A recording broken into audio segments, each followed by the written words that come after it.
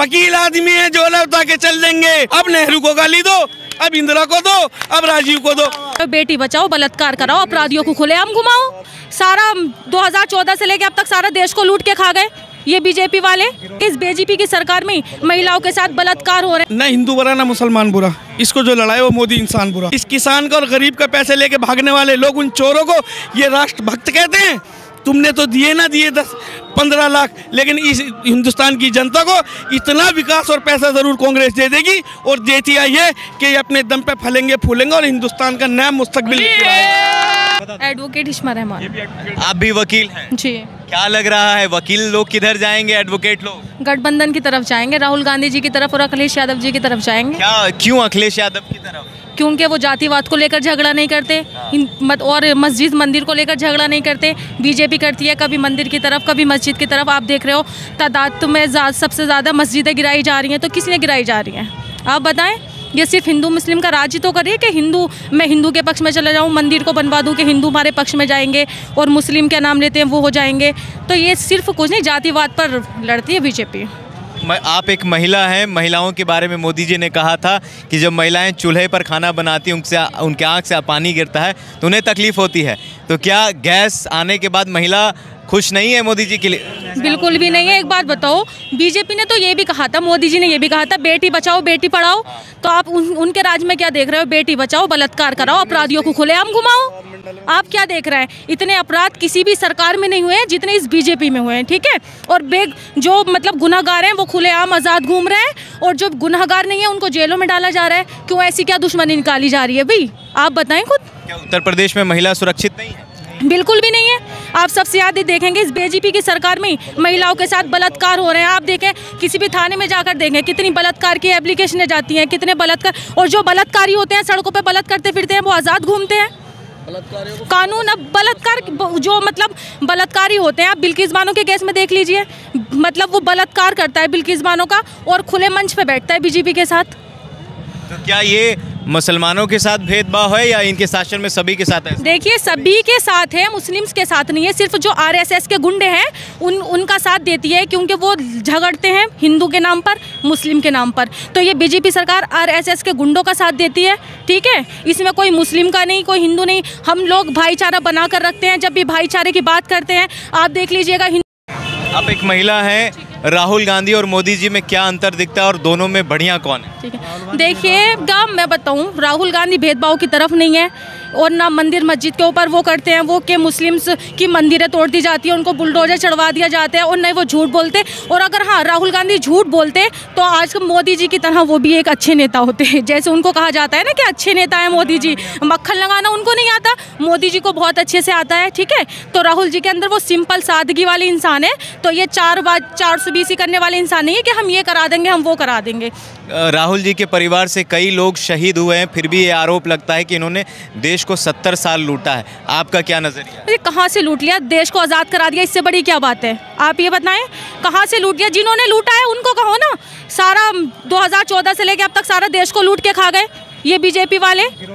सबका साथ सबके विकास की बात तो मोदी जी भी करते हैं। कहीं नहीं है। आप बताएं कहाँ विकास हुआ है? सबका साथ सबका विकास होता तो ये अपराधी जो हैं, गुंडे जो हैं, खुलेआम घूम रहे होते? आप बताएं, अगर सबका साथ सबका विकास होता तो भेदभाव हो रहा होता? Digital India, make in India, ये आपको विकास कुछ नहीं लगा हमें, ठीक है। पूरे आप देख लीजिए, कहीं भी विकास नहीं है। और सब क्या, और राजीव गांधी की देन है ये जो है, ये सिर्फ अपना नाम करते हैं कि हमने वो राम मंदिर बनवा दिए, मॉब लिंचिंग के आधार पर मुसलमानों को मरवा रहे हैं और हिंदुओं को भी मरवा रहे हैं। ऐसा नहीं है कि मुस्लिम को मरवा दिए मॉब लिंचिंग के, मॉब लिंचिंग अपने इंसानों की भी कराते हैं, सिर्फ वोट लेने के लिए कराते हैं, ठीक है। 2024 में क्या लग रहा है, परिवर्तन होगा? इंशाल्लाह ज़रूर होगा, सारी सीटें आएंगी। किधर देखेंगे कैसे प्रधानमंत्री बन जाएगा वो। आप देख रहे हैं ईवीएम के नाम पर कितना विरोध चल रहा है। इसी ईवीएम से अभी 3 चुनाव कांग्रेस ने, 5 राज्य में चुनाव हुआ, 3 राज्य में चुनाव कांग्रेस हारी।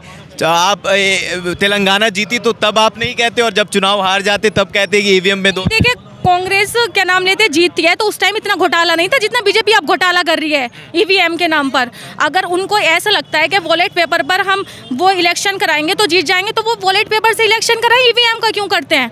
हमें लगता है तो हम तभी तो ईवीएम का विरोध कर रहे हैं। ईवीएम पर भरोसा नहीं है? नहीं है, बिल्कुल भी नहीं है। क्या नाम है आपका? मेरा मोहम्मद इब्राहिम। इब्राहिम जी क्या युवा हैं, क्या उम्मीद है राहुल गांधी से? राहुल गांधी से बहुत कुछ उम्मीद है। क्या उम्मीद है? मोदी जी से भी तो उम्मीद था। मोदी जी से क्यों बेवफाई कर रहे हैं? मोदी जी से ये है, देखो किसानों के साथ देखो कितना बुरा हाल कर रखा है। ये हाल कर रखा है कि चीन के बॉर्डर पे भी इतनी वो नहीं होगी जितनी क्या दिल्ली के बॉर्डर पे है। देखो तमाम बैरिकेडिंग कैसी लगा रखी है दिल्ली के बॉर्डर पे, और उन पर गोली चलवाई है जैसे आतंकवादियों पर गोली चलवाते हैं। किसानों की बात कर रहे हैं जी, किसानों पर। तो यूपी, आप भी किसान हैं? किसान है, किसान हैं, हाँ, एडवोकेट हैं। एडवोकेट हैं जी, सारे वकील साहब हैं इधर जी। क्या लग रहा है, क्या माहौल है 2024 का? 2024 में तो जनता ने मन बना लिया, आपको भी दिख रहा होगा, सिर्फ गोदी मीडिया को नहीं दिख रहा। गोदी मीडिया तो भक्ति में लगा हुआ है पापा की। देखिए मीडिया पर से भी भरोसा उठ गया है। बिल्कुल उठ गया है। मैं आपको बताऊं भाई, ना हिंदू बुरा ना मुसलमान बुरा, इसको जो लड़ाए वो मोदी इंसान बुरा। ना हिंदू बुरा ना मुसलमान बुरा, इसको जो लड़ाए वो मोदी इंसान बुरा। ठीक है, इस देश में 10 साल में इतनी नफरत कभी 70 साल में नहीं हुई। ठीक है, और जितनी नफरत इन 10 सालों में हो गई। आपने कहा 70 साल कांग्रेस ने राज किया, 70 साल में कांग्रेस ने क्या किया? ये जो आप कैमरा लिए घूम रहे हो ना, ये कांग्रेस की देन है। ये हाईवे जो निकल गए ना, कांग्रेस की देन है। ये एम्स जो है ना, जहाँ ट्रांसप्लेट कराते हैं जाके, और जहाँ भी ये केंद्रीय मंत्री वीवीआईपी ट्रीटमेंट लेते हैं, ये कांग्रेस की देन है। ये आईआईटी जो है ना, ये कांग्रेस की देन है। तो कांग्रेस को इनको करना कुछ नहीं चाहिए। छिपकली होती है ना, पूरे रात कीड़े खाती है और सुबह को जो है तस्वीर के पीछे छिप जाती है। जब इनकी नाकामी सामने आती है तब ये जो है गांधी परिवार के पीछे जाके खड़े हो जाते हैं। अब नेहरू को गाली दो, अब इंदिरा को दो, अब राजीव को दो, क्योंकि इनको नाकामी छुपानी है अपनी। और हिंदुस्तान की जनता ने जिस तरीके से इनको सर पे बिठाया है, वो इनको उससे अच्छा पटकना भी जानती है। और 2024 में वही जनता इनको पटकने जा रही है। मोदी जी का कोई काम आपको ठीक नहीं लगा? क्या हाँ, एक काम लगा है बहुत बढ़िया। सेल्फी लेना सिखा दिया है अंधभक्तों को। अंधभक्तों को सेल्फी लेना सिखा दिया है। सेल्फी बस, उसमें भी जीरो। आपने राहुल जी का चश्मा पहना है, मोदी जी का विकास नहीं दिख रहा है। यहाँ विकास क्या पैदा हुआ? अडानी पैदा हुआ, अंबानी पैदा हुआ, नीरव मोदी पैदा हुआ, मेहुल चोकसी पैदा हुआ। इस किसान का और गरीब का पैसे लेके भागने वाले लोग, उन चोरों को ये राष्ट्रभक्त कहते हैं। जिस दिन सरकार चेंज होगी ना, ये जो मोदी जी एक डायलॉग मारते हैं, वकील आदमी है, झोला उठा के चल देंगे। उस झोले में से अडानी को निकालेंगे, अंबानी को निकालेंगे, मेहुल चोकसी को निकालेंगे। तुमने तो दिए ना दिए 10-15 लाख, लेकिन इस हिंदुस्तान की जनता को इतना विकास और पैसा ज़रूर कांग्रेस दे देगी, और देती आई है कि ये अपने दम पे फलेंगे फूलेंगे और हिंदुस्तान का नया मुस्तकबिल। जातीय जनगणना की बात हो रही है। राहुल जी कह रहे हैं कि सबको जिसकी जितनी आबादी है उसे उतनी हिस्सेदारी मिलनी चाहिए। तो क्या जातीय जनगणना पूरे भारत और पूरे देश में होना चाहिए? बिल्कुल होना चाहिए। मुसलमानों का क्या फायदा है? मुसलमानों का ये फायदा है, मुसलमान आज मेरे भाई जो एडवोकेट खड़े थे ना अभी यहाँ पर, जातीय जनगणना होगी, उनकी क्वालिफिकेशन, उनकी आइडेंटिफिकेशन, उनके काबिलियत को देख के आज वो वकील है, कल को कहीं फॉर्म भरेंगे तो मजिस्ट्रेट बनेंगे। मानते हैं कि जातीय जनगणना? हाँ, बिल्कुल होना चाहिए।